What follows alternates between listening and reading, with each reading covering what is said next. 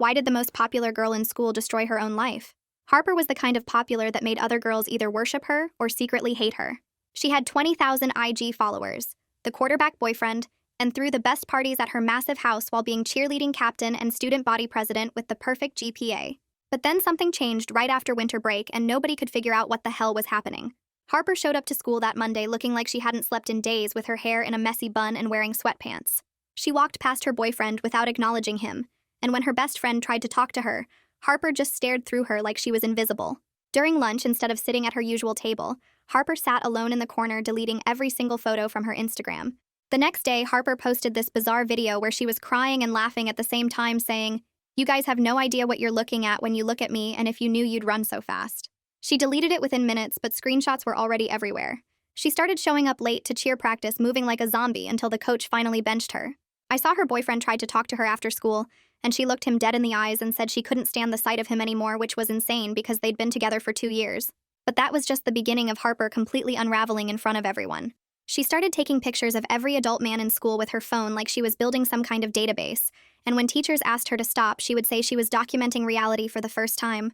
She removed every photo from her locker, including family ones, and replaced them with missing persons posters she'd printed from the internet. During chemistry class, she suddenly asked the teacher if he'd ever wondered how many dangerous people walk among us pretending to be normal, and when he told her to sit down, she just walked out. She started avoiding going home, and would sit in her car in the parking lot for hours, just watching her house from across the street like she was scared to go inside. Harper started leaving notes in the principal's mailbox every morning at 6 that said things about checking criminal databases and background records according to the secretary who opened them. She would flinch whenever adult men walked past her and started recording conversations on her phone whenever her father's name came up like she was gathering evidence. Her friends tried an intervention, but Harper kept saying they lived in a bubble where monsters looked like regular people, and nobody wanted to see what was right in front of them.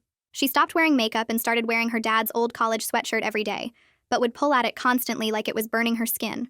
During assembly, she started searching things on her phone about how long DNA evidence lasted, and whether fingernails could prove anything after 5 years, which her friend saw over her shoulder. She asked a junior whose dad was a cop whether basements showed up on housing blueprints and if soundproofing materials left specific chemical traces. She started skipping classes to sit outside the guidance counselor's office, writing pages and pages of something she'd immediately tear up and throw away. Then Harper did something that made everyone realize this wasn't just a weird phase. During the school assembly where she was supposed to give a speech about the fundraiser, she grabbed the microphone and started talking about how everyone was living in a fantasy and that she'd discovered something that changed everything, and she couldn't pretend anymore. Security escorted her off stage and she didn't come back for 3 days. When Harper returned, she was like a ghost, avoiding everyone, including her own reflection. She spent every free period in the library researching criminal psychology and basement construction permits for our neighborhood. Her mom started picking her up daily, and Harper would get in the car silently while her mom looked like she'd aged 10 years in 2 weeks. Then last Friday, everything exploded when Harper's dad showed up during lunch with 2 police officers, and they went straight to the principal's office. 20 minutes later, they came out with Harper's phone and laptop in evidence bags, and Harper herself nowhere to be found. Someone saw her running through the parking lot that morning like something was chasing her. That afternoon, the police were at Harper's house, and neighbors heard her mom screaming, "She's just a child. She didn't know what she was seeing. This can't be happening." I found Harper hiding in the old equipment shed behind the football field where nobody ever goes, and she looked at me with hollow eyes and said the one thing I'll never forget: "My father isn't who you think he is, and tomorrow morning everyone will know what he's been doing in our basement for the past 5 years." Then she stood up and walked toward the woods behind the school. My feet stayed frozen to the ground while Harper got smaller and smaller between the trees, until she completely disappeared. My hands shook so bad I could barely get my phone out of my pocket. I started dialing 911 but stopped because what was I supposed to say? That the most popular girl in the school said something weird about her dad's basement before walking into the woods? The whole thing felt like some crazy dream, but Harper's words kept repeating in my head about what her father had been doing for 5 years. I turned and ran back toward the main building, my legs feeling like jelly. The parking lot was mostly empty since it was after 4. I burst through the side doors and almost crashed right into Tristan Lynn, who was coming out of the bathroom. He grabbed my shoulders to steady me, and his eyes went wide when he saw my face. I started talking so fast the words tumbled over each other about finding Harper in the shed and what she said about her father and the basement. Tristan's face changed from confused to shocked to scared as I kept talking. He pulled me down the hallway toward the guidance office where the lights were still on. Janice McGuire was at her desk typing something when we practically fell through her door. She looked up and immediately stood when she saw our faces. Tristan helped me explain everything while I tried to catch my breath. Janice wrote down every word I said about Harper hiding in the shed and what she told me about her father. She asked me exactly when this happened and if Harper said anything else specific. She asked about Harper's behavior the past few weeks, and I told her about the missing persons posters and the DNA searches and everything else. Janice picked up her phone and said she had to make a mandatory report right away, even though we didn't have much proof. She dialed the state abuse hotline while we sat there listening to her give Harper's full name and home address. She requested an immediate welfare check and explained Harper might be in danger.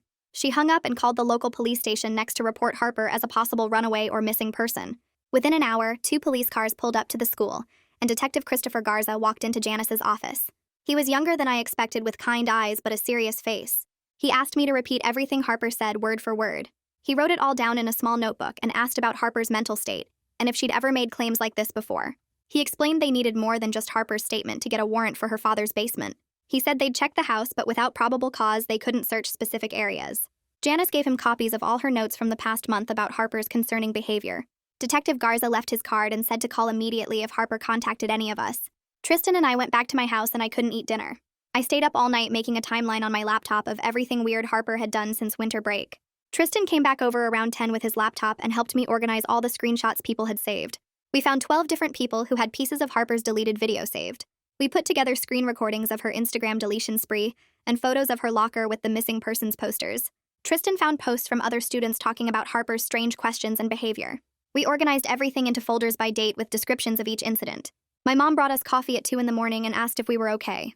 We worked until the sun came up and had 3 pages of timeline plus all the digital evidence organized. I dozed off for maybe an hour before my phone started buzzing with texts. The whole school was talking about Harper never coming home last night. Her parents had filed an official missing person report at 6 that morning. The principal called an emergency assembly for first period. Harper's mom stood at the podium looking like she hadn't slept either. Her voice cracked when she asked if anyone had seen Harper or knew where she might go. She said Harper left her phone at the school and they just wanted her home safe. Some girls were crying in the front row. I felt sick knowing what Harper had told me, but not knowing if I should say it out loud to everyone. After the assembly, I found Detective Garza in the hallway and showed him the timeline Tristan and I made. He sat on a bench and went through every page carefully. He looked at all the screenshots and evidence we'd collected. He said it helped establish a pattern, but judges needed more concrete evidence for search warrants. He asked if Harper had ever shown me physical evidence or told me specific details about what she found. I told him she only mentioned the basement and 5 years. The principal's secretary found me during second period and said I needed to come to the office immediately. I walked in, and Harper's father was sitting there with a man in an expensive suit who was obviously his lawyer. Harper's father's face was red, and he pointed at me the second I walked in. He said I was spreading dangerous lies about his family during their time of crisis. The lawyer said they'd sue me and my parents for defamation if I kept harassing them. He said I was making a terrible situation worse with baseless accusations. The principal looked uncomfortable and kept adjusting his tie. Right then, Janice walked in and stood next to me. She told the lawyer I had followed proper reporting protocols and acted in good faith based on Harper's own words. She said I was protected as a mandated reporter and had done nothing wrong. The principal said we all wanted Harper found safely and asked everyone to remain calm. The lawyer handed me his business card with a warning look before they left the office. My phone started buzzing immediately with a call from an unknown number. It was Marlene Lopez from Child Protective Services saying she got my report through the state hotline. She explained they couldn't do much without Harper physically present or concrete evidence of abuse happening right now. She said past allegations needed police involvement and physical proof. She asked me 20 questions about Harper's behavior changes and what exactly she told me. I gave her every detail I could remember while Janice took notes beside me. Marlene said she'd coordinate with the police but warned me these cases moved slowly through the system. After the call ended, Tristan texted me that he found something important. We met in the computer lab where he had 3 other students with him. They'd all recorded parts of Harper's weird behavior over the past 2 weeks on their phones. One girl had the entire assembly meltdown filmed from the front row. Another had Harper taking photos of male teachers during lunch. The third had Harper sitting in her car staring at her house for 2 hours straight. We spent the rest of the day organizing everything into one massive folder with dates and descriptions. We had 12 different incidents documented with video or photos. I suddenly remembered Harper searching stuff on her phone during that assembly about DNA evidence and fingernails. I called Detective Garza immediately and told him what Harper's friend saw over her shoulder. He went quiet for a moment, then said that suggested Harper might have found actual physical evidence of something. He asked if Harper ever showed me anything or gave me any items. I told him she only mentioned the basement and 5 years but nothing specific. The cheer coach found me after practice and pulled me into her office. She closed the door and said she'd been thinking about Harper since the news broke. She said Harper had bruises on her upper arms after winter break that she noticed during practice. She'd assumed they were from stunts or working out, but now she wasn't sure. She said the bruises were finger-shaped, and Harper got weird when she asked about them. She wanted to know if she should tell the police. I gave her Detective Garza's number and told her to call immediately. That night, I couldn't stop thinking about what Harper said about the basement. I got on my laptop and started searching public records for Harper's address. The property records showed basement renovations from exactly 5 years ago. The permits listed basic finishing work like drywall and flooring, but nothing about the soundproofing Harper had been researching. The contractor's name was listed, but when I searched for the company, it didn't exist anymore. I took screenshots of everything and added them to our evidence folder. 2 days passed with no sign of Harper anywhere. The police organized search teams to comb through the woods behind school. I signed up immediately along with half the school. We spread out in lines, walking slowly through the trees, calling Harper's name. The woods were bigger than I realized, with trails going in every direction. I kept thinking about Harper walking into these same woods looking so broken. We searched for 6 hours, finding nothing but old beer cans and trash. On the second day of searching, I went back to the area near where I'd last seen Harper. I followed a deer trail deeper into the woods than the main search teams had gone. Under some leaves near a fallen tree, I saw something black. It was Harper's phone, covered in dirt and dead. I didn't touch it, but called Detective Garza immediately. He arrived within 20 minutes with an evidence team. They photographed everything before bagging the phone carefully. Garza said their tech team would try to recover any data even though it was dead. 3 days later, Garza called me with an update. The tech team had recovered Harper's search history from her phone. She'd been researching 5 missing women from our area repeatedly for weeks. All of them had vanished over the past 5 years. All were between 16 and 22 years old. All had brown hair like Harper. Garza said they were now looking for connections between these cases and Harper's father. He couldn't share more, but said this was becoming much bigger than they initially thought. The principal's secretary found me the next morning before first period. She looked around nervously, then whispered that she needed to tell me something. She said Harper's dad had been in yesterday arguing with the principal about containing the situation and protecting the school's reputation. She said he was demanding they control what students were saying and threatened to pull his donations. She'd kept copies of all those notes Harper left in the principal's mailbox about checking criminal databases. She handed me a folder with photocopies of 12 different notes. Each one mentioned specific things to investigate about people's backgrounds. Some had dates and locations that didn't make sense to me yet. I gave everything to Detective Garza that afternoon. That night around 11, my phone buzzed with a text from a blocked number. It said Harper was safe but couldn't come forward yet. The message mentioned something specific about our chemistry class that only Harper would know, about a joke our teacher made about periodic table elements. I immediately forwarded it to Garza, who said they'd try to trace it, but blocked numbers were nearly impossible to track. The text gave me hope that Harper was alive somewhere, even if she couldn't come home yet. The next morning, Marlene Lopez called me during first period asking if I could meet after school with her, Janice, and Detective Garza. I got to Janice's office at 3:30, where they were already waiting with papers spread across the desk. Marlene explained they needed to coordinate everything we knew, but had to be careful about protecting Harper, even if that meant moving slowly. She kept checking her phone and writing notes while Garza went through the timeline I'd made, asking specific questions about dates and times. After an hour of going through everything, Marlene said they had enough to keep building the case but needed more concrete evidence. That evening, I was doing homework when my phone rang with a number I didn't recognize. The woman on the other end said she was Harper's neighbor and had seen the news coverage about Harper being missing. She told me about hearing strange noises from their house late at night for the past year, like hammering and drilling sounds. She remembered seeing delivery trucks bringing construction materials to their house last summer, but thought they were just doing normal renovations. I took notes on everything she said and texted Garza immediately, who said he'd contact her directly. The next day at lunch, Tristan showed me something on his phone that made my stomach drop. He'd been scrolling through old social media posts from parties at Harper's house and found one from 2 years ago, where you could see boxes in their hallway. When he zoomed in, the labels were clear as day, reading acoustic foam and sound-dampening panels. We sent the screenshot to Garza right away, who responded that this was exactly the kind of evidence they needed to establish a timeline. Later that afternoon, Garza called me with an update about the missing persons Harper had been researching. Requested Reds is on Spotify now. Check out link in the description or comments. He said none of them had any official connection to Harper's father that they could find yet, but he was now looking at when each woman disappeared compared to when the basement was renovated. The dates were starting to line up in ways that made him suspicious, but he needed more to make it solid. 2 days later, I was walking to my car after school when I saw Harper's mom sitting in her car in the parking lot looking lost. She got out when she saw me and walked over with tears already running down her face. She grabbed my arm and whispered that she'd found something in the basement after Harper ran away, but her husband made her promise to stay quiet about it. Her hands were shaking so bad she could barely hold her car keys, and she kept looking around like someone might be watching us. I told her she needed to talk to Detective Garza about whatever she'd found, and after a few minutes of crying, she finally agreed. We got in my car and I drove her to the police station while she sat in the passenger seat twisting her wedding ring and mumbling about how she should have known something was wrong. At the station, Garza met us in the lobby and took us to a private room where Harper's mom could talk without anyone hearing. She was in there for 3 hours while I waited in the lobby reading the same magazine over and over. When she came out, her face was completely white, and Garza had his hand on her shoulder telling her she'd done the right thing. That evening around 7:30, I got an email that made me sick to my stomach. Harper's father's lawyer had sent cease and desist letters to me, Tristan, and several other students demanding we stop spreading false information about their client. The letter threatened legal action if we continued talking about the case and accused us of defamation and harassment. I immediately forwarded it to Janice, who called me within 5 minutes telling me not to worry. She said she'd already contacted a legal aid attorney who specialized in witness protection, and he confirmed we were protected since we were cooperating with an active investigation. The next morning, the junior whose dad was a cop found me before homeroom and pulled me aside. He said his dad had mentioned Harper's case at dinner last night, and apparently the whole department was working on something bigger than just a missing person case. His dad said they were trying to find a specific location within the house, but needed more precise information about the layout. That's when I remembered Harper asking about blueprints and basement layouts during her breakdown, and how obsessed she'd been with construction permits. During lunch, I went to the city records office and requested the original house plans for Harper's address from when it was built in 1987. The clerk printed them out for $5, and when I compared them to the renovation permits from 5 years ago, something didn't match up.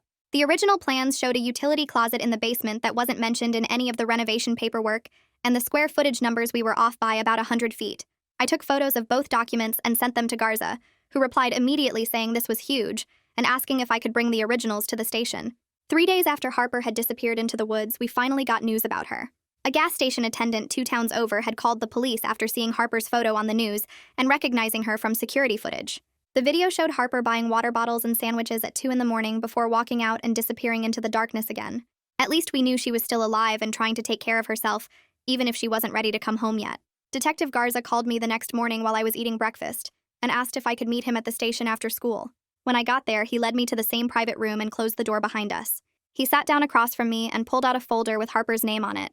He told me Harper had reached out to them through a victim advocate at a women's shelter 3 towns over. She was safe and providing information, but wasn't ready to come forward publicly yet. He said she'd been staying at the shelter under a different name, and the staff there was helping her process everything. The advocate had been working with Harper to document her memories and gather any evidence she might have kept. Garza showed me a photo Harper had sent them of a journal she'd been keeping since winter break, with dates and descriptions of things she'd found. He couldn't show me the details, but said it was helping them build a timeline of what happened in that house. That same afternoon, the school board called an emergency meeting about what everyone was calling the situation, even though Harper's name was all over social media. Parents packed the auditorium and the arguments got so loud security had to step in twice. Half the parents wanted the school to support the investigation fully, while the other half worried about the school's reputation and property values. Some moms stood up and started yelling about how this was all rumors, and the school shouldn't be involved in destroying a good family's name. Another parent shot back that protecting kids should matter more than protecting the school's image. The principal tried to keep order, but people were recording everything on their phones and posting it live. The board finally voted to cooperate fully with law enforcement and provide counseling services for affected students. 2 days later, Harper's mom filed for an emergency protective order against her husband and moved out of their house. Her lawyer released a statement saying she was cooperating fully with the investigation and had no knowledge of any illegal activities. I saw her at the grocery store looking like she'd lost 20 pounds in 2 weeks. She was buying basic supplies and her hands shook as she loaded bags into her car. The cashier told me later that Harper's mom had been staying at her sister's place across town. That Friday morning, I woke up to sirens and saw on the local news that a forensic team had arrived at Harper's house with a warrant. Neighbors stood on their lawns watching as people in white suits carried evidence bags and photography equipment through the front door. The news helicopter circled overhead while reporters interviewed anyone who would talk. I rode my bike over and watched from down the street as they set up a tent in the driveway. Box after box came out labeled with evidence tape and loaded into a van. The forensic team was there for 8 hours, and neighbors said they heard drilling sounds from inside. One guy in a hazmat suit carried out what looked like pieces of drywall in clear plastic bags. The whole neighborhood felt different with yellow tape around Harper's house and cops stationed at both ends of the street. Tristan met me at the coffee shop that evening, and we sat there refreshing the news on our phones. We'd gotten closer through all this mess and spent most afternoons together trying to make sense of everything. He'd been keeping track of all the social media posts and screenshots people had taken of Harper's breakdown. We both felt guilty for not seeing the signs sooner, even though we barely knew Harper before this. Tristan had started having nightmares about basements and hidden rooms. We stayed at the coffee shop until they closed, just so we didn't have to be alone with our thoughts. The next morning, Detective Garza called me again, and his voice sounded different this time. He said they'd found the hidden room Harper had discovered behind what looked like a normal utility closet. The construction matched the timeline from the permits I'd found with the missing square footage. No victims were present, but they'd found evidence of long-term captivity, including restraints bolted to the walls. There were scratch marks on the inside of the door and DNA samples from multiple sources. The room had been soundproofed with professional materials just like Harper had researched. Garza said Harper must have stumbled onto it during winter break when her parents were out of town. They found her fingerprints on the hidden door mechanism, which explained why she'd been so obsessed with DNA evidence lasting. 3 hours after that call, the news broke that Harper's father had been arrested on charges of unlawful imprisonment and obstruction of justice. His lawyer held a press conference claiming it was all a misunderstanding about a private storage space for valuables. He said his client was a respected businessman who was railroaded by a troubled teenager's delusions. But the evidence was already being processed, and more charges were expected soon. The arrest video showed Harper's dad in handcuffs being led to a police car, while photographers pressed against the barriers. His face stayed blank like he was somewhere else entirely. By Monday morning, media vans lined up outside our school, and reporters tried to interview students walking in. The administration put strict protocols in place with security checking IDs at every entrance. They sent home a letter saying any student who talked to media on the school property would face suspension. Janice set up support groups for those of us involved and brought in extra counselors. She helped me write down everything I remembered without the reporters finding out. The principal made an announcement that the school was a safe space, and harassment of any students wouldn't be tolerated. But everyone whispered in the hallways, and Harper's empty desk in chemistry became this weird shrine with flowers and notes. Thursday afternoon, I was walking to my car when I saw Harper in the main hallway with a woman in a suit. She looked exhausted with dark circles under her eyes, but also determined in a way I'd never seen before. She saw me and mouthed "thank you" before following the woman into the interview room. I found out later she'd come to give her official statement with a victim advocate from the state. She was there for 6 hours going through everything with detectives and prosecutors. Janice told me Harper was incredibly brave, and her testimony would be crucial for the case. Within days of the arrest making national news, 5 families of missing women contacted the police. They'd seen Harper's father's photo and recognized him from their daughter's last known locations. Detective Garza's team started the long process of connecting evidence from the basement to cold cases. 3 of the missing women had disappeared from areas where Harper's dad had business trips. The other 2 had worked at companies where he'd been a consultant years ago. The forensic evidence from the hidden room was matched against DNA from the missing persons database. The matches started coming back positive for 3 of the missing women within 48 hours. I was sitting in the cafeteria when the news alert popped up on my phone about Harper's father's bail hearing being scheduled for that afternoon. The judge set it at $2 million after the prosecutor showed evidence that he'd been transferring money to offshore accounts for years and had property in countries without extradition treaties. His lawyer argued for lower bail, but the judge said the flight risk was too high with multiple potential murder charges coming. They froze all his assets that same day, including the house and his company accounts, while investigators started tracing where the money went. The school called an emergency staff meeting that Monday morning, and I saw teachers coming out looking shaken. The principal sent out an email saying they were implementing mandatory reporting training for all staff members starting immediately. The cheer coach found Harper's mom in the parking lot after the training and broke down crying while apologizing for not seeing the signs. She kept saying she should have known something was wrong when Harper started flinching during practice, and how she'd failed as a coach. Harper's mom just hugged her and said nobody could have known what was happening in their house. I couldn't sleep that night thinking about all the times I'd seen Harper acting strange, and wondered if I should have said something sooner. The guilt was eating me up so bad that I couldn't focus in class and kept replaying every interaction looking for signs I'd missed. Janice called me into her office and could tell immediately that I was struggling. She sat me down and reminded me that I did exactly the right thing when Harper finally told me about the basement. She explained that victims often hide abuse for years, and the important thing was that I believed her and took action when it mattered. She set me up with a counselor who specialized in secondary trauma and gave me permission to leave class whenever I needed to talk. Some kids from student council started a collection for Harper and her mom since all their money was frozen during the investigation. Even people who'd barely talked to Harper threw in $20 or $50 because they felt bad about not noticing her distress. The collection grew to over $8,000 in 3 days, which they gave to Harper's mom through the Victim Services Coordinator. Marlene Lopez called me and Tristan to thank us for documenting everything so carefully. She said our timeline and evidence collection created the foundation that got Harper the help she needed and would be crucial for the prosecution. She was working on finding long-term placement for Harper with relatives out of state, where she could get intensive therapy away from all the media attention. My phone buzzed during lunch on Thursday with a text from an unknown number. It was Harper saying she was in a safe place getting help, and wanted me to know she was going to be okay, even though she wasn't ready to come back to the school yet. She thanked me for believing her and said knowing someone cared enough to listen saved her life. I showed the message to Janice, who smiled and said Harper was incredibly strong to reach out. Detective Garza called that afternoon to let us know the FBI was joining the investigation because evidence suggested crimes might have crossed state lines. He said he'd still be our local contact, but the case was expanding beyond what the local department could handle alone. They'd found evidence that Harper's father had rented storage units in 3 different states where the missing women had disappeared.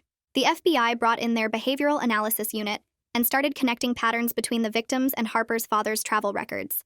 Harper's mom filed for divorce the next week, and the papers showed she was seeking an emergency order for sole custody and a restraining order.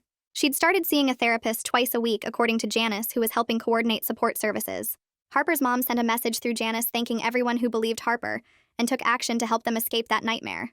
She said she'd been blind to what was happening and would never forgive herself for not protecting her daughter, but was grateful for the people who stepped up when Harper needed them most. 2 weeks after the arrest, the news broke that made everyone go silent. DNA evidence from the basement matched the remains of Sarah Foster, who'd been missing for 4 years. The medical examiner confirmed she'd been held captive for months before she died, based on evidence they found. The prosecutor immediately upgraded the charges against Harper's father to first-degree murder, along with the kidnapping and false imprisonment charges. More families started contacting the police, saying their missing daughters had connections to areas where Harper's father had business. The principal announced a special assembly for the following Monday about recognizing signs of abuse and trauma.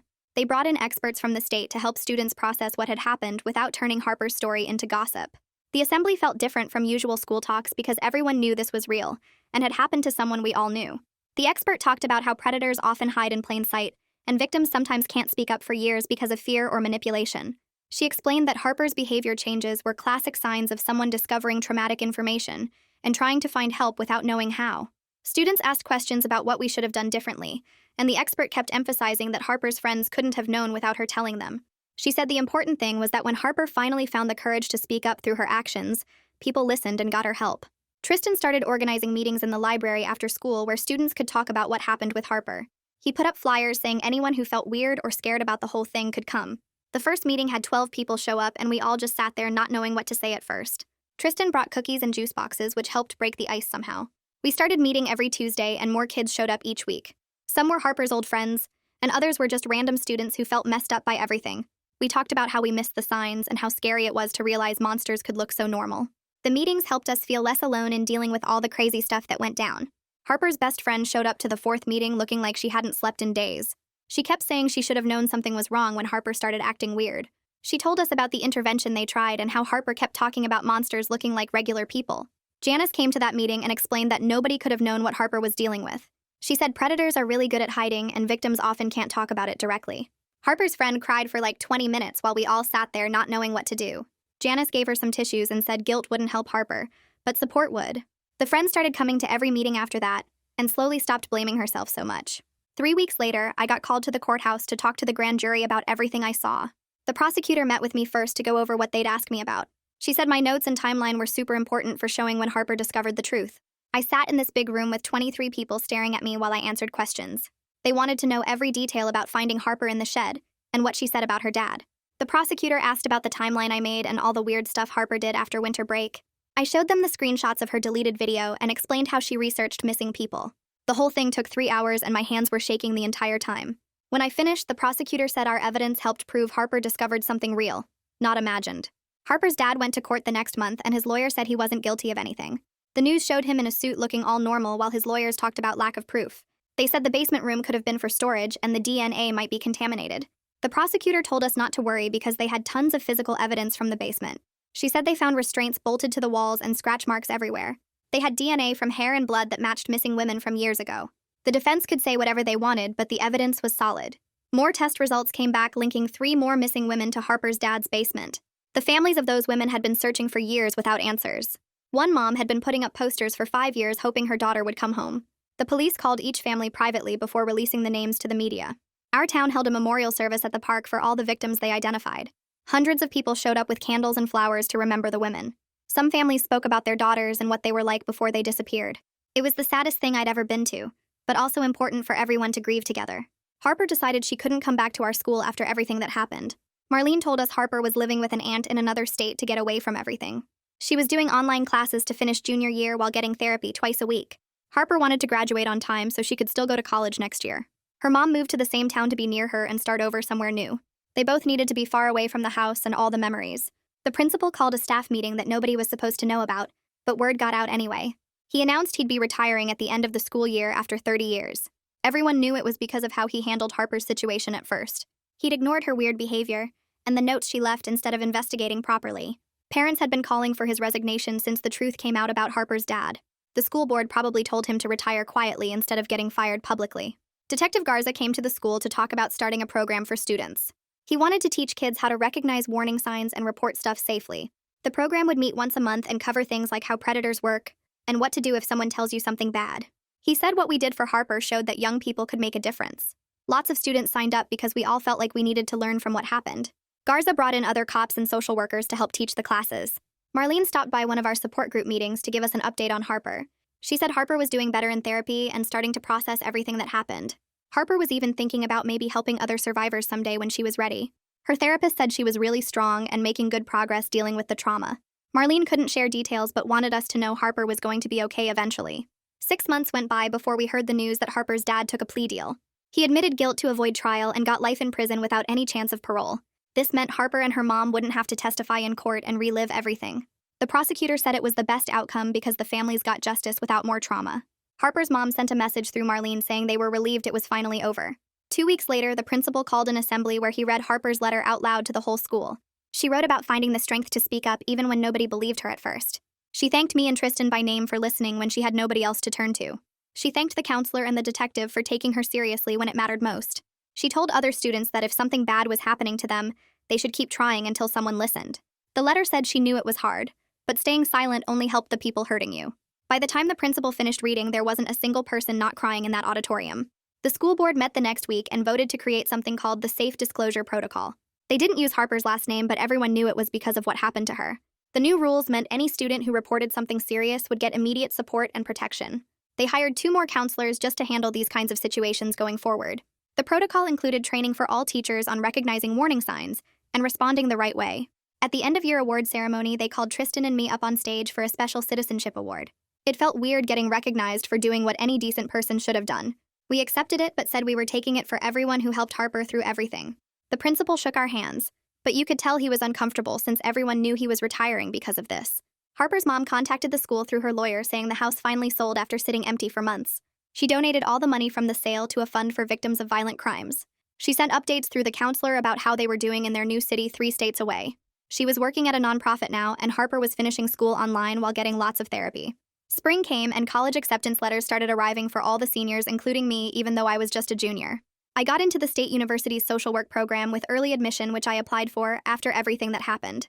Working with the counselor and the social worker showed me that's what I wanted to do with my life.